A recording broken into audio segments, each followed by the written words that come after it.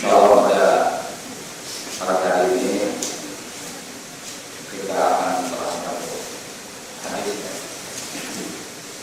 di mana hadis ini di kalangan kita sangat dikenal dan sekaligus menjadi pengingat kita terkait dengan kedatangan bulan Ramadan.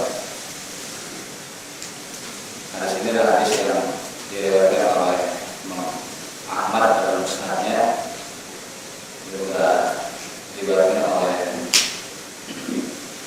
Al-Bazzar, oleh Al-Baihaqi, kemudian oleh Imam Hasan yang lain. Dan hadis ini memang menjadi populer di bulan Rajab ini. Tetapi kualitas hadis ini memang baik dari imam-imam hadis sendiri maupun dari kritikus hadis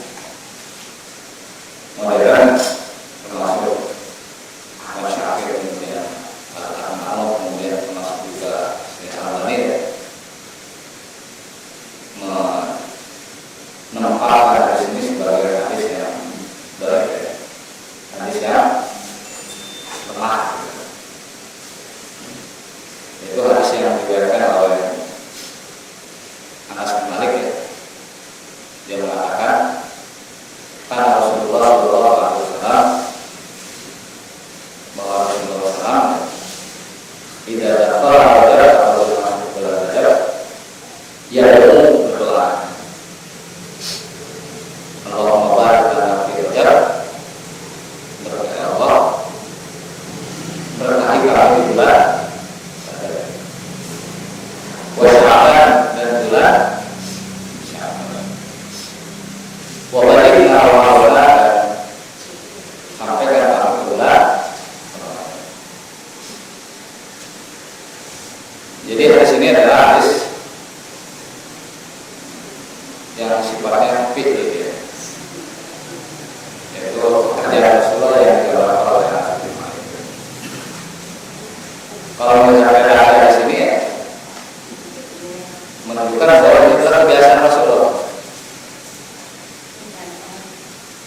Jadi berarti yang dilakukan Rasulullah ini bukan sekali dua kali. Setiap kali Rasulullah memasuki bulan Rajab berdoa seperti itu. Tapi sebelum itu, sering kali ditanya, apa sih keutamaan bulan Rajab, kan gitu ya. Sebenarnya konsep dasar, ya, dalam keyakinan atau dalam ajaran Islam, semua hari, semua bulan, semua malam itu adalah baik. Tidak ada dalam konsep kita itu ada yang namanya hari sial. Nggak ada. Nggak ada yang namanya hari buruk, hari yang dianggap sebagai membawa bencana. Nggak ada. Bahkan ada dalam suatu hadis, ya, kita melarang mencaci maki hari. La tasubul ajam, jangan kalian mencaci maki hari.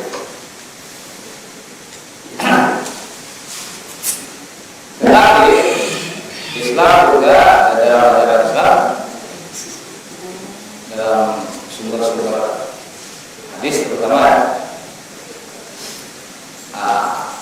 ada beberapa, ada bulan tertentu, hari tertentu, itu memiliki keunggulan istimewa sendiri ada. Kalau hari diantaranya adalah hari Jumat, ya, disebut juga Sayyidul, ya. Yang oleh tradisi kultur kita, malam Jumat itu sebagai malam yang menyeramkan, ya. Nah, itu mungkin pengaruh dari tradisi Barat, ya.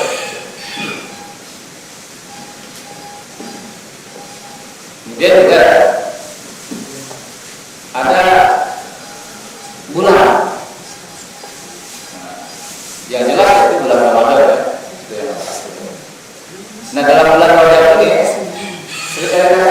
sih keistimewanya? Jawabannya cuma singkat ya. Saya kutipan dari kata-kata Ibnu Hajar Al-Asqalani, seorang ahli hadis, salah satu yang dianggap menjelaskan hadis Bukhari terbaik ya dalam Sahih Bukhari. Dia mengatakan lam yarid, tidak ada satupun nas, tidak ada satupun hadis ya, yang menjelaskan sifat di syahr Rajab, yang menjelaskan tentang keutamaan bulan Rajab. Walau siang juga tidak dikuasai. Karena saya sering tanyakan, Pak gimana puasa Rajab? Puasa aja deh, puasanya gitu. Memang sih ada beberapa hadis yang bahkan pada derajat hadis masyhur tentang keutamaan puasa di bulan Rajab ada. Cuma kalau kata Ibnu Hajar Al-Asqalani, tidak ada satupun hadis yang menjelaskan tentang keutamaan bulan Rajab. Termasuk juga walau siang ini puasa itu ya. Nah ini penting kan. Jangankan itu hadis yang dilakukan Rasulullah yang populer di kalangan kita, yaitu doa membarik Nabi di Rajab, itu pun doa gitu kan. Lemah gitu ya. Tapi dalam kaidah ilmu hadis yang masalah hadis itu bisa kita pergunakan dalam apa? Dalam bab targhib untuk memotivasi kita boleh. Jadi kalau hadis dhaif itu memang bisa dijadikan sebagai landasan ya, dalam bab apa? Targhib. Targhib itu adalah memotivasi kita.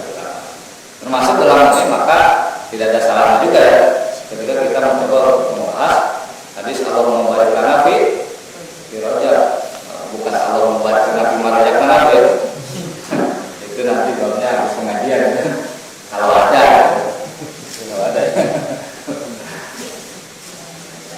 Nah itu ya.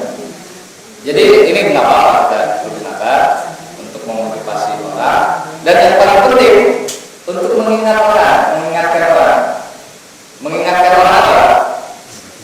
Datang bulan Ramadan, jangan sampai sering kita ini kaget ya, besok puasa ya, kaget ya. Atau diingatkan oleh sidang isbat katanya.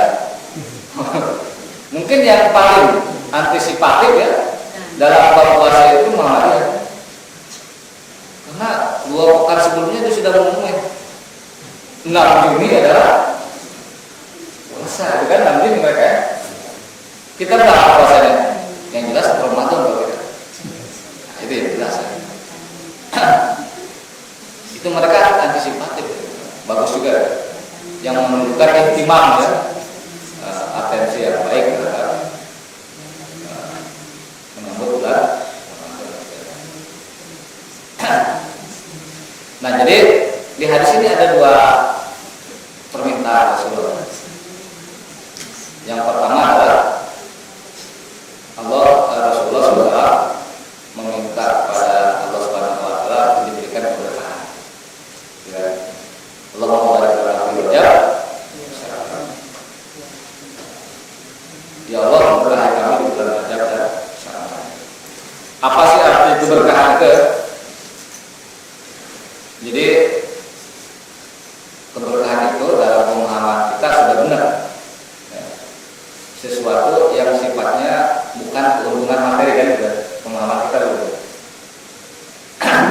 Bahkan ya, seringkali kita menafsirkan keberkahan itu materi kita secara material kita rugi kadang-kadang ya. Misalkan begini uang yang kita punya ini walaupun tidak seberapa ya, kita lupakan, mudah-mudahan apa? Berkah kan gitu. Berarti materi kita hilang. Atau kadang-kadang jadi meleset ya. Barang kita hilang apa-apa, mudah-mudahan berkah ya. Bukan berkah untuk mencurinya maksudnya, bukan. Jadi itu sudah betul Pak, bahwa keberkahan itu dalam pemahaman sehari-hari kita, dalam pemahaman konvensional kita ya betul bahwa keberkahan itu adalah sesuatu yang tidak sifatnya material. Makanya kan kalau doa makan itu Allah mubarak lana kemaridatan ya, tidak material. Ada satu kebaikan yang di luar yang kita makan. Misalkan kebaikan itu adalah kebaikan mempererat kedekatan makan bareng, makan bersama-sama berjamaah, ya ada semacam untuk mengeluarkan dari kesalahan yang kita. Nah, jadi yang diminta Rasulullah itu adalah sesuatu keberkahan itu bukan sifatnya material. Banyak makna berkah itu, kebaikan itu bisa. Kebaikan itu adalah bahwa kita semakin taat kepada Allah, itu kebaikan. Bahwa kebaikan juga itu adalah kita diberikan kesehatan, kebaikan juga. Kesehatan. Bisa juga kebaikan itu adalah kehidupan kita secara umum adalah bahagia. Jadi tidak selalu. Jadi maksudnya dengan meminta kebaikan kepada Allah di bulan Rajab dan Sya'ban ini, sehingga ketika kita memasuki bulan Ramadan ini kita akan bersih. Bayangkan kalau kita sebelum Ramadan itu dirawat di rumah sakit, kan masuk bulan Ramadan itu kita tidak maksimal, tidak bisa nikmat, ya tidak bisa puasa juga kalau sakit kan, dan memang boleh kan sedikit. Nah ini yang diminta Rasul, ya, sehingga dalam bahasa Arab makna kebaikan itu adalah kasratul khair, kebaikan yang melimpah.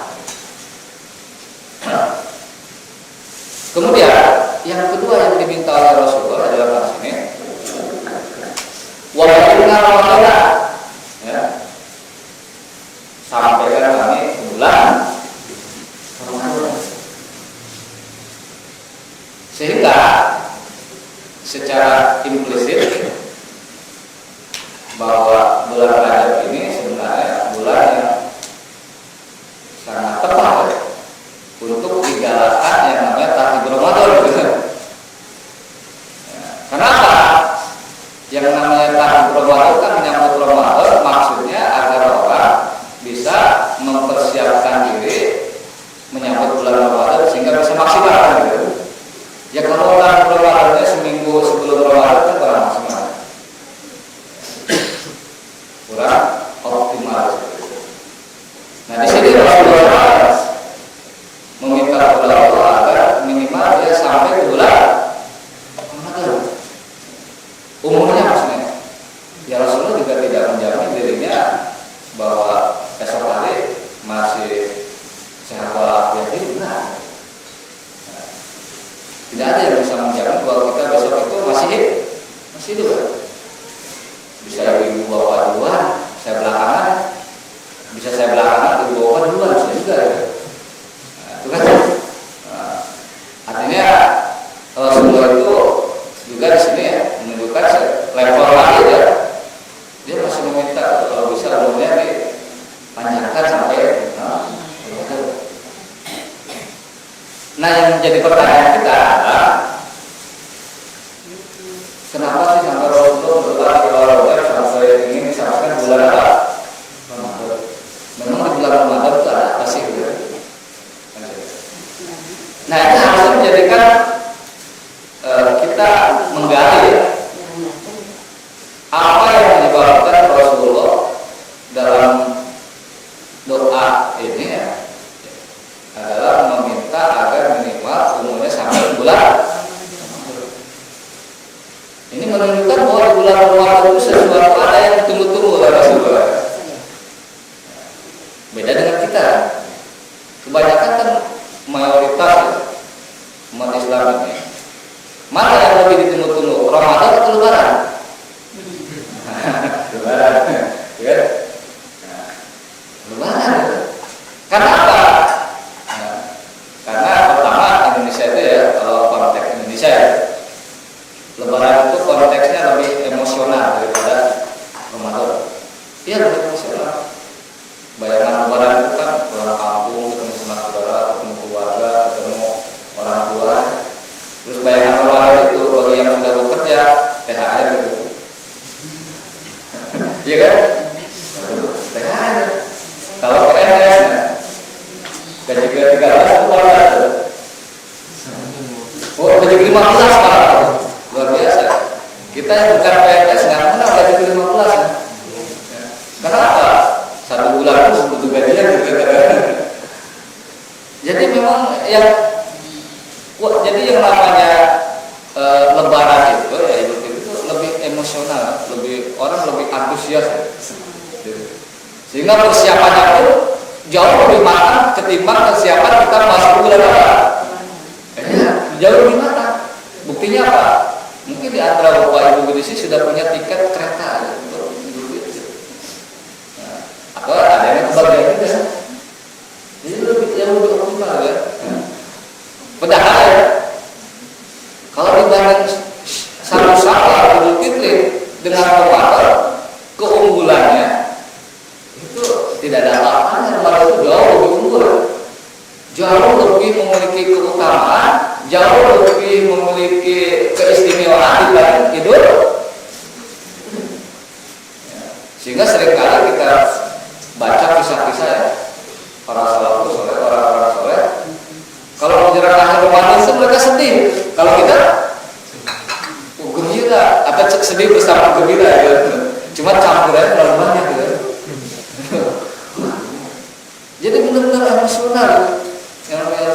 Tapi kalau salafus soleh enggak, karena paham ya, yang namanya keunggulan dan keistimewaan itu ada di bulan Ramadan, bulan ini bukan Idul Fitri gitu.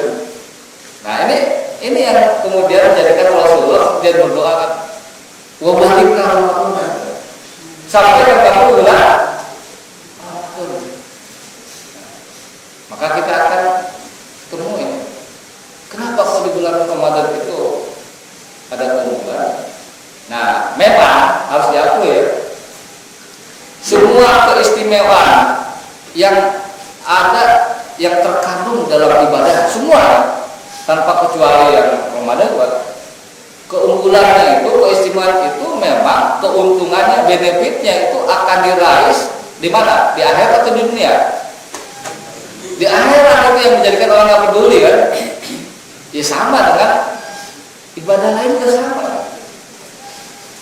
Kan mungkin di antara kita ada postingan ya, kalau yang aktif di media online ya, postingan ya.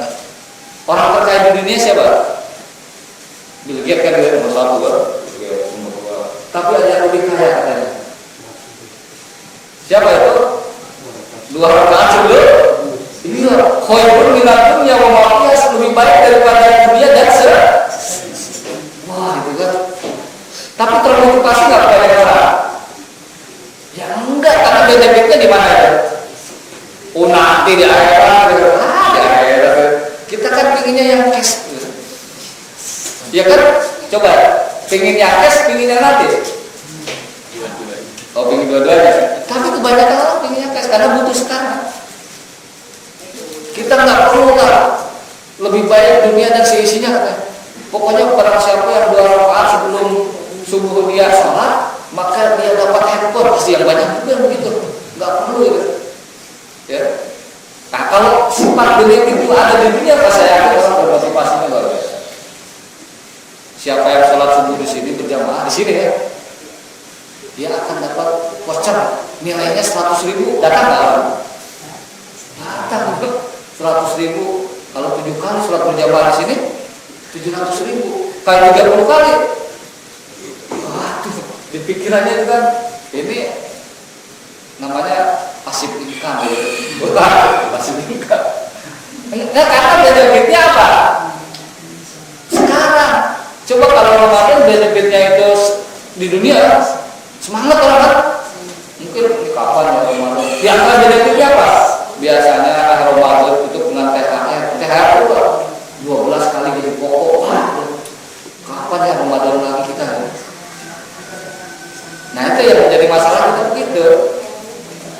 kita ini. Ya memang manusia itu kuliah insana, ya.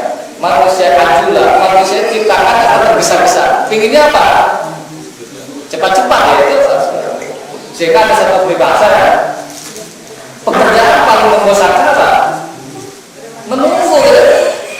Bosannya dari dulu di apa? Dijadiin pahala dulu ya. Kalau dunia mau pindah. Tapi ya kehidupan kita tetap nggak beranjak dari kesulitan. Katanya lebih baik daripada dunia dah. Jadi ada rajin banget kita dalam kasih lucu kan. Ya tapi itu masalahnya di akhirat. Pun demikian, ini di Ramadan sama. Keuntungan benefit yang kita dapat ketika masuk bulan Ramadan itu yang disebutkan oleh Rasulullah SAW itu adalah itu dapat kita di akhirat.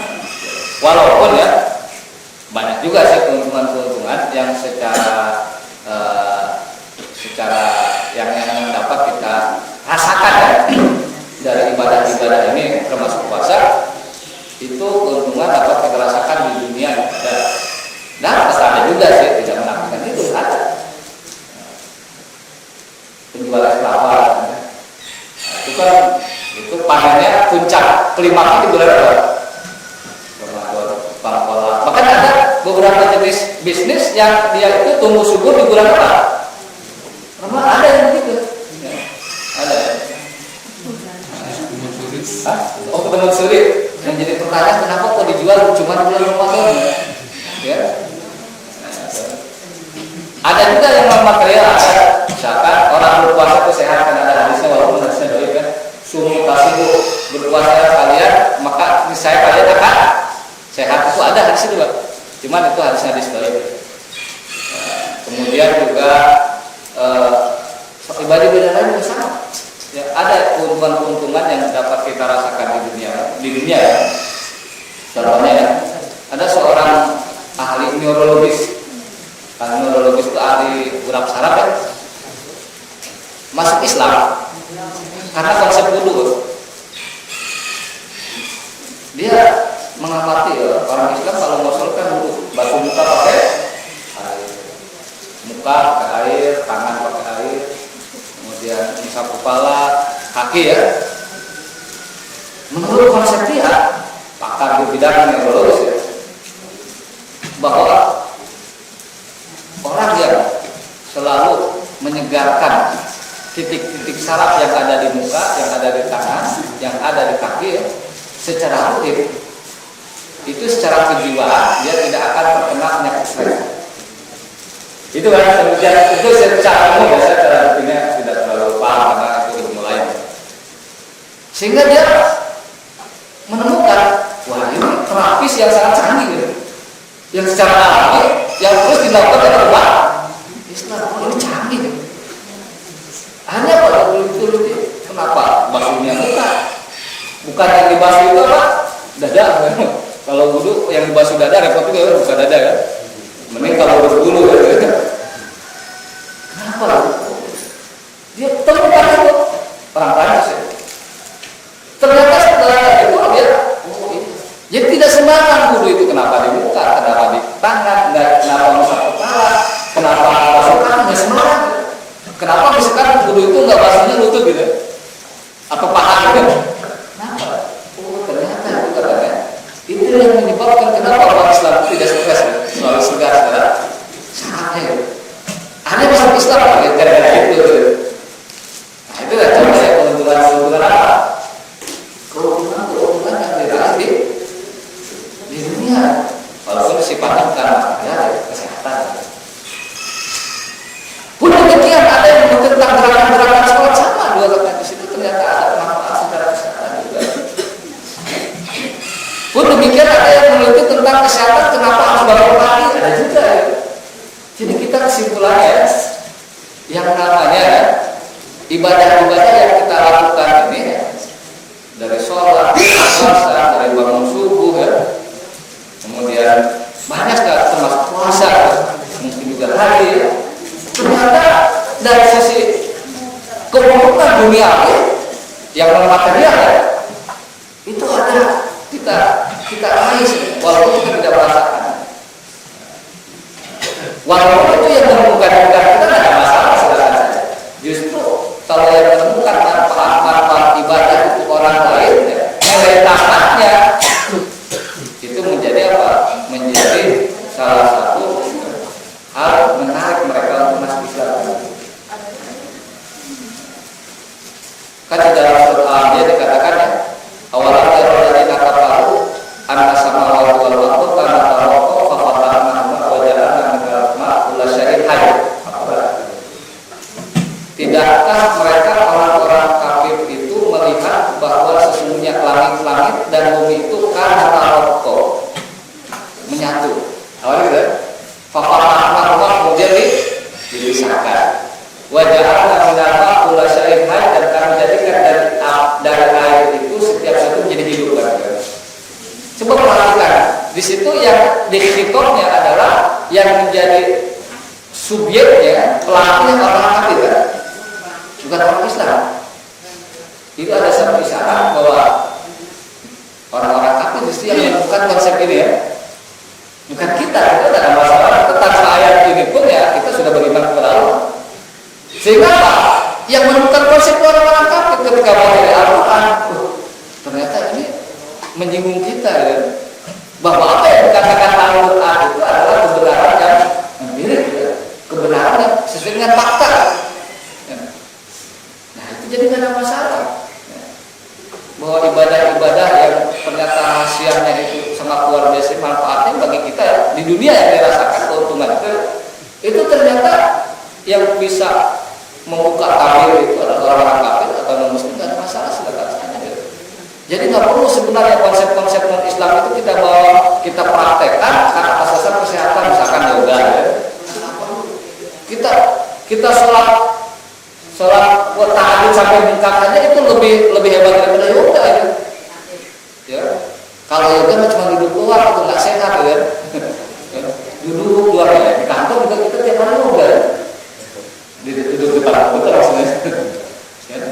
Jadi nggak perlu melihat konsep-konsep lain. Konsep Islam sudah sangat kaya untuk akan membuat kita sehat. Bangun pagi habis itu sholat ya. Kemudian setelah itu nanti kita juga sholat zuhur, gerakan lagi kan. Jadi sebenarnya kan orang semakin kesini makin malas bergerak tuh ya. Mau belanja tuh nggak perlu bergerak sekarang. Nah itu Ustaz Ihsan melakukannya. Gara-gara ICT itu ya, kita belanja itu di kamar, Lazada, kemudian banyak Tokopedia ya. Jadi tahu apa? Datang ke rumah pakai COD bukan cash on delivery gitu. Jadi kita pas datang barangnya kita bayar. Jadi nggak perlu jalan lagi. Orang semakin kesini semakin malas apa? Jadi kalau kita mengandalkan ibadah saja dalam gerak kita sebenarnya sudah cukup alhamdulillah. Sholat, berdiri lama, tahajud, kemudian yang lain-lain ya. Haji apalagi ya. Haji itu kan lebih capek lagi.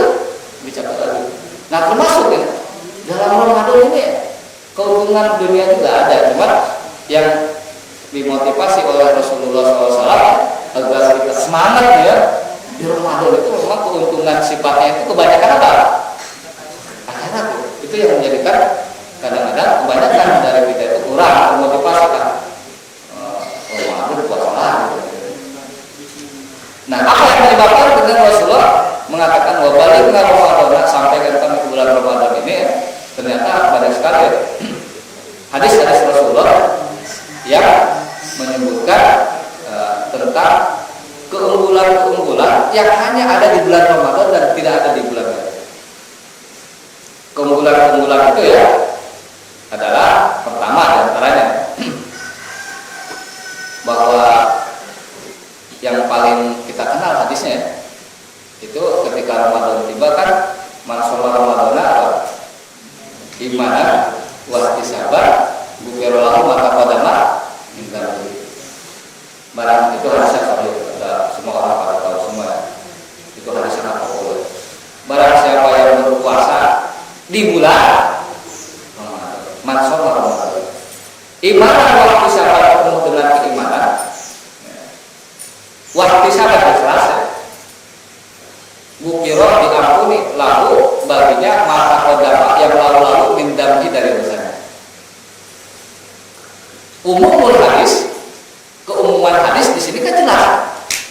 semua dosa diampuni kan gitu. Umumnya begitu.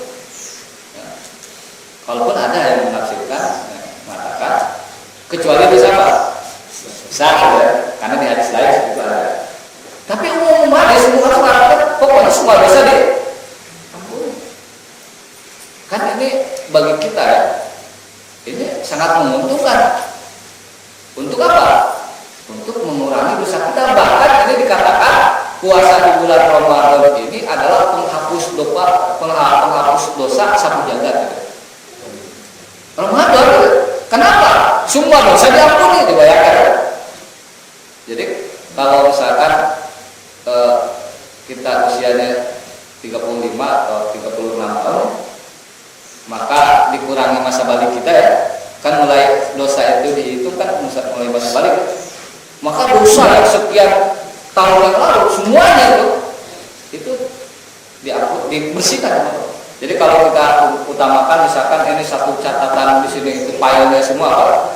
Dosa-dosa kita ya. Ketika bulan Ramadan itu kalau dalam komputer ya, itu tinggal kontrol A terus delete gitu, selesai. Tapi ada rumusnya ya. Puasa di bulan Ramadan penuh dengan keikhlasan dan penuh dengan keikhlasan. Tidak ada syarat lain, cuma itu aja. Puasa di bulan Ramadan.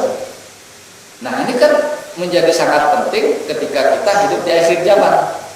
Yang hidup di akhir zaman itu untuk melakukan atau terjerumus ke dalam perbuatan dosa itu sangat gampang sekali. Dimanapun, kapanpun berbuat dosa pada saat ini itu sangat mudah. Bukannya dosa, kebaikan juga sama. Jadi sebenarnya ini juga seimbang, sama. Kalau dulu kalau merumpi itu kan harus kopi darah, harusnya merumpi itu harus orangnya ngumpul. Biasanya kalau ibu yang merumpi itu titik pusat untuk merumpinya itu tukang sayur. Bener ya?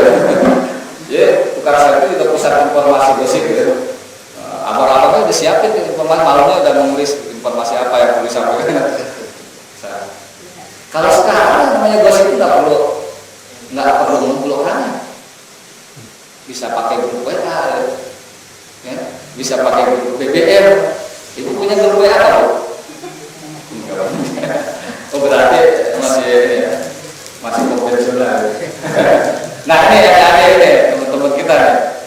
Ini gosip kan pakai online sekarang gampang ya. Walaupun kebaikan gampang ya. Pesan kebaikan pakai grup gitu. WA, BBM, grup lain ya. Telegram dan seterusnya banyak lagi. Jadi gampang sekarang, ya, gampang sekali ya, untuk berbuat fitnah sekarang itu dampak dan efeknya itu luar biasa. Hanya memasang status di Facebook ya atau di Twitter, si pulang fitnah tersebar langsung. Nah, itu sekarang menyebarkan berita kebohongan gampang sekarang, hanya copy paste. Kadang-kadang kita kan, wah ini ada kabar bagus nih, di copy ya, paste di share, tidak di recheck lagi, kan bahaya kan. Ternyata saya pernah sekali sih, bukan ya tidak bermaksud ya, pernah ya, ada seorang meninggal dunia, memang sudah dirawat ya. Wah udah meninggal dunia, bawa pulang pejabat. Saya share kan, dirawat sama dia, mohon maaf itu kata tidak valid, aduh gitu. Meninggal ya Pak, coba kalau orang meninggal terus udah ngirim karangan bunga, Pak belum meninggal Pak, dari mana? Dari grup gitu. Dari grup coba, kan gawat gitu. Ya makanya sekarang memang semua serba cepat Pak. Saya pernah itu, makanya saya kalau bapak meninggal kan sampai hati ya. Kemarin tuh waktu ada sekaligus kita merasa kehilangan kan seorang ulama Kiai Haji Profesor Dr. Mustafa Ali tuh, saya dapat info itu jam 6.30, padahal dia wafatnya jam 6. Saya tanya lagi, ini 100% valid karena saya nyebar berita meninggal ternyata salah kan? Tidak valid. Saya nggak mau nyebar tuh. Baru kemudian di berita-berita yang online yang di Detik segala macam. Oh iya, yakin meninggal, baru di-share kan? Karena apa gitu? Sudah di-share ternyata apa? Nah ini fitnah akhir zaman seperti ini, Pak. Jadi orang berbuat dosa banyak dan ini apa mudah, accessible dimanapun dan kapanpun. Sambil memaafkan, ada satu kebiasaan tradisi, ya, kebiasaan yang buruk ya, dan sudah dibahas ya. Orang kalau ke kamar mandi dulu kan merokok ya, sekarang bawa apa? Boleh bergosip kan, sambil mulus bergosip aja. Aduh gimana gitu, ulang kurang ajar gitu, ajar aja gitu. Ada yang begitu. Coba itu bisa berbuat bisa ya begitu. Ya itu zaman. Artinya, wah kalau begitu ya. Apalagi kalau kita keluar itu udah untuk berbuat dosa itu udah susah ya, untuk tidak berbuat dosa itu. Apalagi ke mall, yaitu mall itu adalah tempat seburuk-buruknya tempat ya. Mall itu seburuk-buruknya tempat ya. Jadi tempat yang paling baik masjid kan dalam hadis itu. Tempat yang paling buruk itu pasar. Jadi jangan sering ke pasar, mesti ibu-ibu deh. Juga saya dapat postingan begini, kalau kelihatan istri Anda letih, lesu dan muram, coba ajak ke pasar dan mau, insya Allah kan letih, muram dan muram itu pindah ke Anda ya, suaminya. Nah jadi seperti itu ya sekarang. Jadi kalau ke pasar ya, itu banyak keluar tuh banyak maksiat. Belum lagi kalau banyak dan saudara-saudara muslimah kita yang belum menutup aurat, susah juga ya. Tidak menutup aurat ya. Kita lihat ya. Nah itu kan dosa juga. Artinya dosa kita itu mudah sekarang. Maka ya, dalam kaitan ini kita memerlukan satu mekanisme yang masif ya, untuk agar dosa kita itu langsung apa? Langsung hapus. Ya dengan puasa Ramadan harapan. Memang ada yang selevel yang ini ada, yaitu melakukan ibadah haji. Syaratnya haji mabrur. Dalam satu hadis katakan bahwa orang yang haji mabrur itu maka seperti dilahirkan kembali oleh ibunya. Artinya dia bersih kan? Bersih. Ini cuma kan kalau haji mahal ya. Kalau Ramadan grepolan gratis itu. Iya, maksudnya kalau Ramadan bayar nggak Bu? Enggak. Kalau haji 30 juta. Untuk hapus dosa semuanya pakai haji itu. Iya kan kalau haji belum lagi waiting apa? Waiting list sekarang yang saya ingat, waiting list untuk haji yang biasa ya, itu adalah paling lama 16 tahun. Paling sedikit atau paling lama? Pokoknya ada sampai 16 tahun. Ada ini ada juga 30 tahun. Kalau orang waiting list 30 tahun, usianya 60 tahun berarti haji tahun berapa? 90 tahun berarti haji ya. Kasihan juga ya. Makanya ini fenomena kenapa orang banyak umroh ya, daripada haji tidak sempat dengan umroh. Nah jadi ya bahwa dengan puasa ini itu kita mendapatkan satu benefit yang sifatnya akhirat aja, yaitu dengan puasa. Tapi di bulan Ramadan karena masa Ramadan ya. Kalau semangat puasa sih ya bisa aja, tapi tidak mendapatkan keutamaan. Adanya lagi di bulan Ramadan. Man qama lailatal qadri iman adalah disabar berlaku maka pada minta disabar. Jadi ada dua hasil. Barang siapa yang melakukan qiyamul Ramadan bertepatan dengan Lailatul Qadar, maka dia dosa-dosa yang lalu itu nih 2 kali telah adanya di bulan apa? Ramadan juga. Jadi harapannya ada di Ramadan. Lailatul Qadar itu di bulan. Nah itu jadi kenapa dan Rasulullah menginginkan ya biasanya harapannya ya kita bisa memanfaatkan ya dosa-dosa kita apa semua habis. Apalagi ya kalau sudah usianya lebih banyak lagi ya, sudah usia lebih tua ya, itu berarti kan dosanya lebih apa? Kemungkinan lebih banyak gitu. Juga kebaikannya juga lebih banyak. Itu yang pertama ya, bahwa di bulan Ramadan itu kenapa kemudian menjadikan sangat dinanti-nanti oleh siapa? Oleh Rasulullah. Yang kedua, tadi sudah disinggung, ada satu mekanisme bagaimana agar amalan kita itu kemudian multiple ya. Apa artinya? Berlipat-lipat gitu ya. Walaupun umur biologis kita terbatas kan gitu ya. Coba ya bandingkan dengan umat sebelum umat Nabi Muhammad, umur kita ini sedikit. Sudah saya sampaikan sini misalkan, jangan jauh-jauh ke Nabi Adam ya, ke Nabi Nuh saja. Nabi Nuh ini dakwahnya adalah al-rusalatin ila qaumina amat 950 dakwahnya. Padahal di dunia hidupnya bukan di akhirat, bukan di dunia lain ya. Nabi Nuh itu bukan di dunia lain, dunia kita. Dakwahnya saja 950 tahun, berarti lebih lama daripada Belanda dan Indonesia. Iya kan? 3 kali lipat habisnya. Berapa usia dakwah? 9 abad setengah.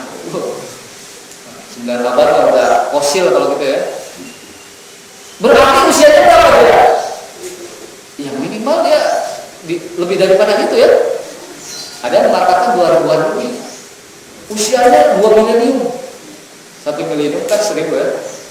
2000. Usia 2000. Berarti kan ada satu gap kesenjangan ya. Kalau umat-umat terdahulu itu amalannya banyak wajar. Karena apa? Usianya pun panjang ya. Kalau umat Nabi Muhammad umur berapa? Hadis mengatakan 60 sampai 70 ya. Banyak yang lebih dari 70, sedikit Pak Kolum, sedikit sekali. Yang tertua itu katanya di dunia ini usia manusia sekarang 100 berapa? Tapi jangan khawatir, ini adanya di Asmaul Nujum surat Al-Qur'an. Jangan khawatir, mesti usia biologis kita ini 60 sampai 70, tapi usia amalan kita bisa di-extend. Bisa di apa? Kalau dalam bahasa komputer itu apa yang kemudian diperluas lagi? Nah itu, jadi diperluas lagi gitu. Nah itu bisa. Itu pun adanya di bulan apa? Dengan cara apa? Melakukan satu amalan itu bertepatan dengan turunnya malam Lailatul. Nah itu khairun min alfi syahr, lebih baik daripada 1000 bulan berapa? Kalau tidak salah ya 84 tahun, 83 tahun 4 bulan kalau nggak salah sekian hari. Katakanlah dari ini 80 tahun lah ya, katakan. Lebih baik daripada 80 tahun gitu. Kan 80 tahun itu kan usia biologis kita tidak belum tentu sampai umur berapa? 80 belum tentu. Jarang orang sekarang usia 80 ya. Banyak sekali orang yang mati muda. Nah, artinya apa?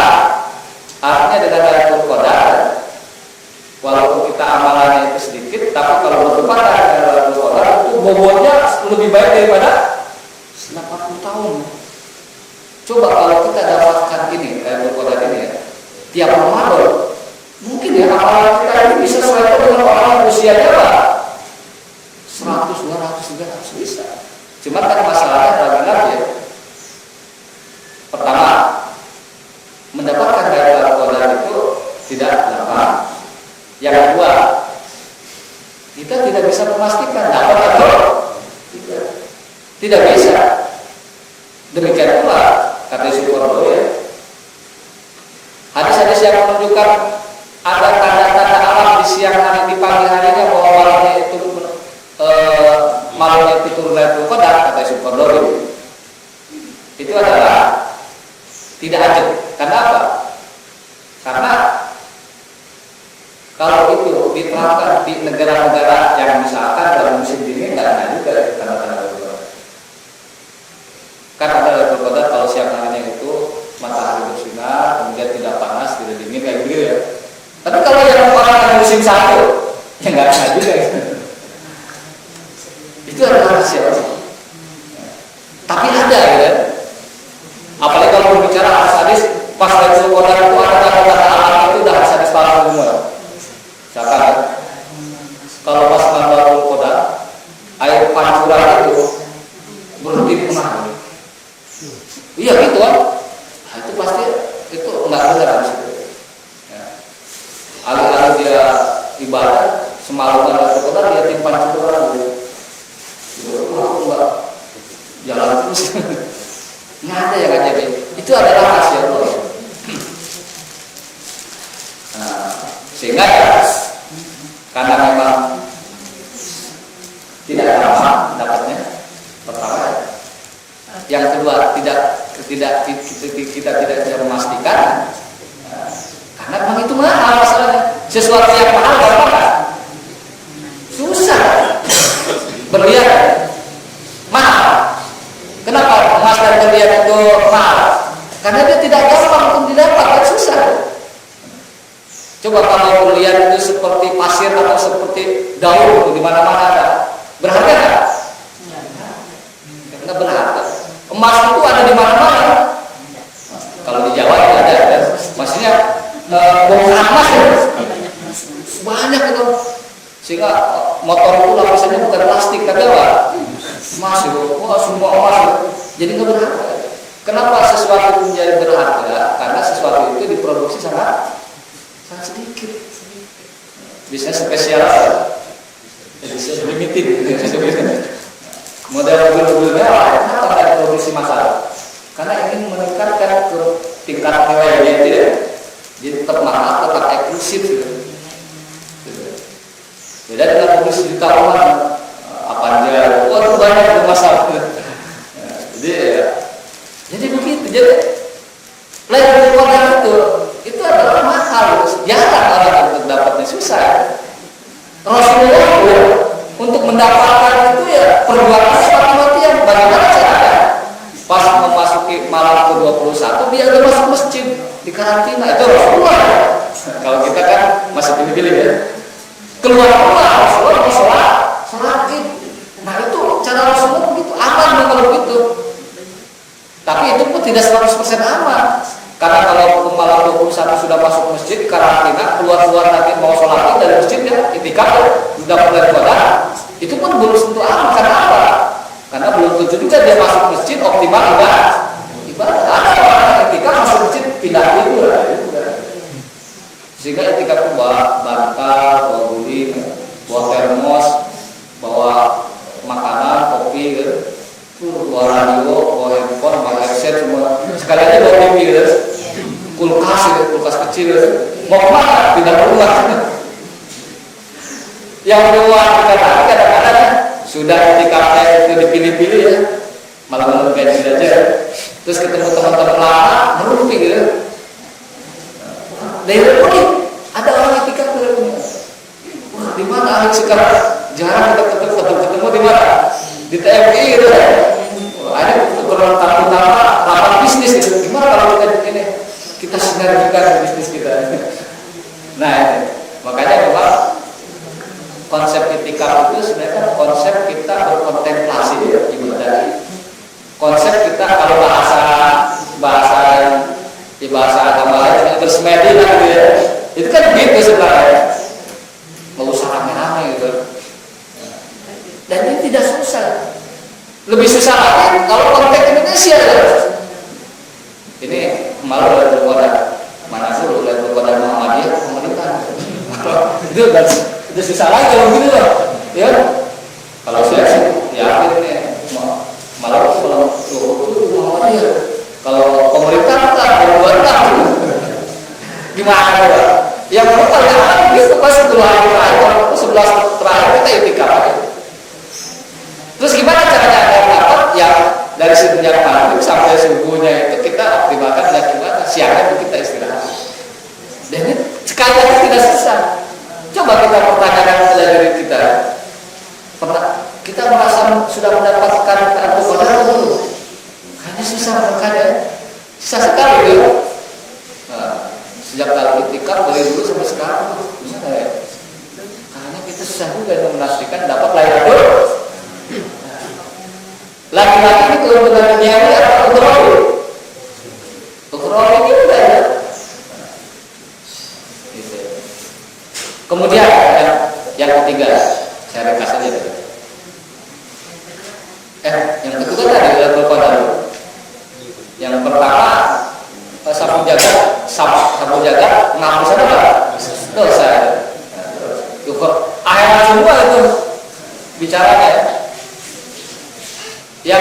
ketiga, bahwa ini adanya hanya di Ramadan aja ya. Hadisnya terkenal dengan puasa ini kalau ini ada unsur duniawi misalnya. Puasa itu memberikan kita dua kebahagiaan, lisoi farhatan. Ini ada di dunia kalau ini. Farhatun inda fitrihi wa farhatun inda liqa'i rabbih. Kegembiraan ketika kita berbuka. Ada yang berbuka itu harian, ada yang berbuka juga penutup puasa, itu Idul Fitri ya. Itu gembira. Wa farhatun inda liqa'i rabbih, dan kegembiraan ketika kita bertemu dengan Tuhan, dengan Allah. Nah, yang namanya kegembiraan, farhah, kebahagiaan di masyarakat yang serba susah sekarang kan sesuatu yang berharga juga ya. Ya. Dan yang harus kita ingat ya, walaupun itu dominan ya, harta materi itu tidak menjamin orang bahagia. Itu harus kita ingat. Faktanya ya, banyak orang yang secara materi kurang tapi kelihatan bahagia. Faktanya juga banyak orang yang secara harta melimpah ruah tetapi tidak bahagia. Apalagi sekarang sekjen yang laku adalah bahagia sekarang paling happy. Nah ini Ustaz kita dari BPK kan tahu lagi nggak happy. Orang baru dipanggil saksi saja baru KPK itu sudah nggak bahagia, apalagi dipanggilnya hari Jumat sore. Itu nih Jumat apa? Keramat. Nah itu sudah apa tuh? Bahas hari Jumat, mendingan kabur kemana? Ke Singapura, tapi kan udah dicekal. Jadi banyak harta itu tidak menjamin orang bahagia, apalagi hartanya dari didapat dengan cara apa? Haram, itu lebih gak bahagia lagi. Ya kalau yang bahagia kan banyak harta, tapi hartanya secara halal ya. Gitu kan, kemudian dibelanjakan juga untuk membahagiakan orang lain, itu lebih bahagia lagi. Jadi itu patokannya. Nah, di bulan puasa ini setiap maghrib kita bahagia kan? Bagi yang puasa senang kan? Coba, apa yang paling ditunggu-tunggu ketika bulan puasa? Waktu berbuka itu paling ditunggu. Ya. Ada sesuatu yang diharapkan. Apa yang paling tunggu-tunggu setelah Ramadan selesai? Idul Fitri, itu berbuka juga kan? Nikmatnya nasi uduk itu adalah ketika hari raya Idul Fitri 1 Syawal. Karena itu makan lagi nasi uduk untuk pertama kali di pagi hari itu. Ya. Kan kadang-kadang kalau kita Idul Fitri ya Lebaran pas subuh, kita boleh makan nih sekarang kan gitu. Itu bahagia betul ya. Bahagia betul ya. Makanya kalau orang susah bahagia itu puasa. Pak pengen senang nggak Pak? Ibu saya lagi susah puasa Pak. Wah susah banget deh. Enggak kalau puasa. Kalau dia puasa minimal pas makan itu Pak senang juga. Makanya ya, kalau orang berbuka dengan makanan apapun masuk nggak? Masuk. Air putih senang juga. Apalagi sirup yang dingin.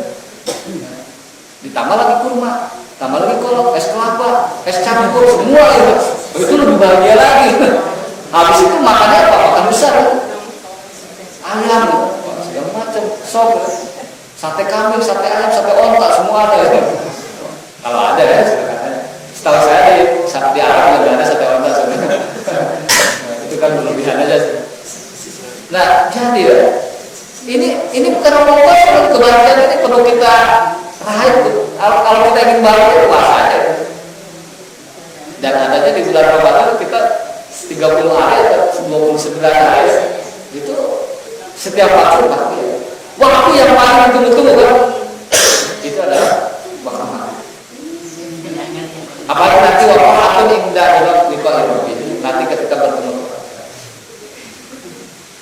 Kemudian apa lagi? Nah, ini kalau yang ini keuntungannya adalah sifatnya praktis. Ada satu hadis Rasulullah mengatakan, ya masyarakat sabar, manis kata orang kumul bah, kalau yang jawab, Pak Inna Allah dulu basar, Allah sambil par, Pak Inna nanti Pak Allah itu sudah Pak Inna Allah bijak.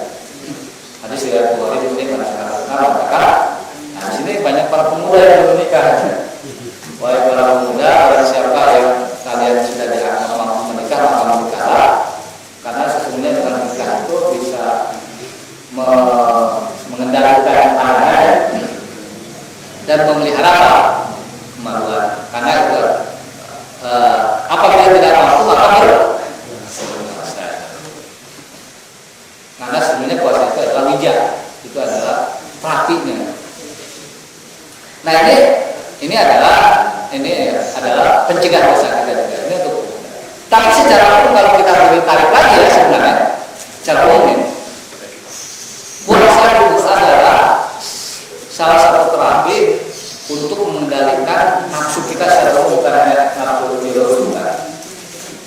Minimal orang puasa itu adalah mengendalikan nafsu perut dan mengendalikan nafsu yang dibawa apa?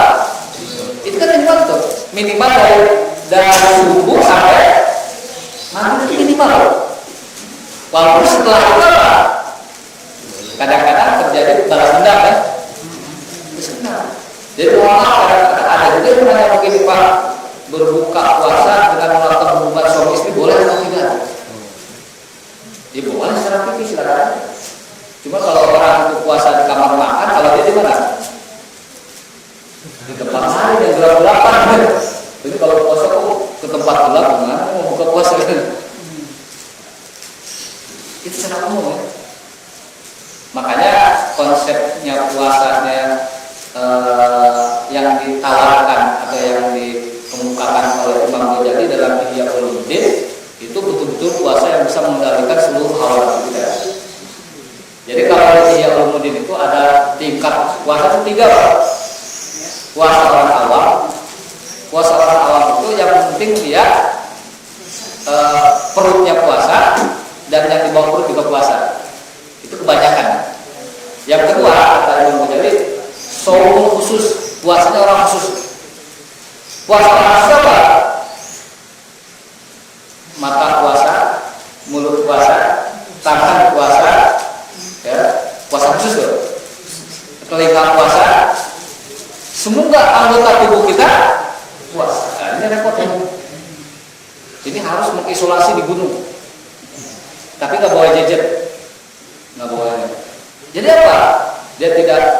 Jadi selama dia puasa itu tidak melihat yang haram, tidak mendengar yang haram, mulutnya tidak berbicara sesuatu yang haram, ghibah, tangannya tidak melakukan sesuatu yang haram, itu puasa semua.